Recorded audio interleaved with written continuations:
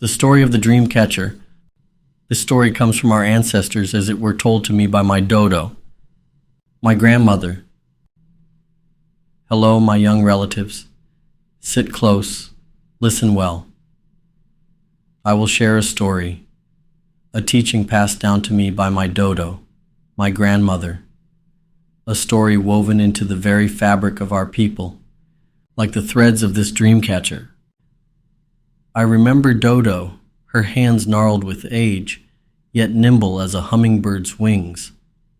She would invite me into the kitchen where she would often share a cup of tea with me. It was there, in the kitchen next to the window, under the watchful gaze of the setting sun, that she first told me this story.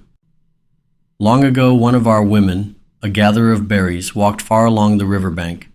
She knew where the juiciest berries grew, plump and bursting with sweetness, like tiny gifts from the Creator. She followed the river, the water singing its ancient song, until she reached her favorite spot, where the wild roses bloomed in abundance, their fragrant petals a splash of color against the green. But the earth, sometimes treacherous, gave way beneath her feet. She fell, striking her head on a smooth river stone. When she awoke disoriented, she looked up. Above her, a spider had spun its web, a delicate tapestry of silken threads, catching the last rays of the setting sun. The web shimmered, a fragile net against the darkening sky. She was alone, injured, and fear crept into her heart. She called out to the Creator, her voice a whisper in the vastness of the land. She prayed for strength, for guidance, for protection.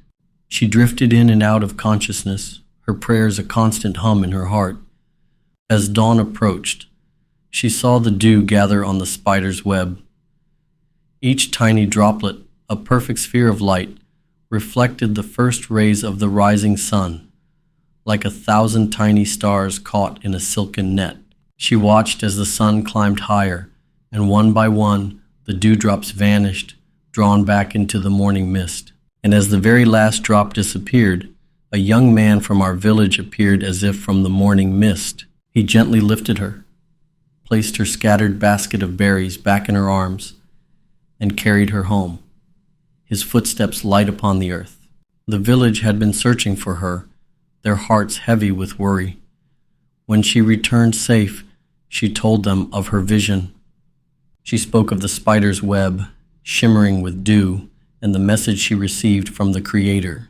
The spider, a powerful teacher, and the Creator spoke to her in her dreams. Your prayers were heard. When the last dewdrop fades, help will arrive. She understood the meaning of this vision.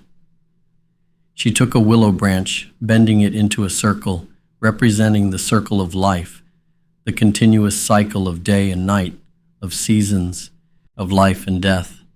She wove sinew across the hoop, mimicking the spider's web, a symbol of protection and connection. She adorned it with feathers from the eagle, representing strength and courage, and beads, representing the dewdrops, the tears of the earth, and the interconnectedness of all living things.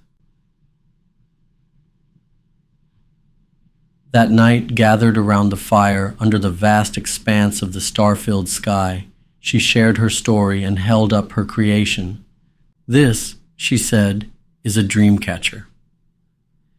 It catches the bad dreams, the troubling thoughts that can cloud our minds, like the web catches the dew. These bad dreams vanish with the first light of dawn, just as the dew disappears with the rising sun. The good dreams, the visions of hope and guidance, slip through the center hole, bringing us wisdom and strength. And so, the dream catcher became a sacred object, a reminder of the Creator's love, the power of prayer, and the importance of hope. We hang it above our sleeping places, allowing the good dreams to guide us on our path, and the bad dreams to fade away with the morning light. This is a teaching passed down through generations, a reminder that even in our darkest moments, hope and help are always near. Like the rising sun after the longest night, remember this story, my relatives. Keep it in your hearts and let it guide you on your journey.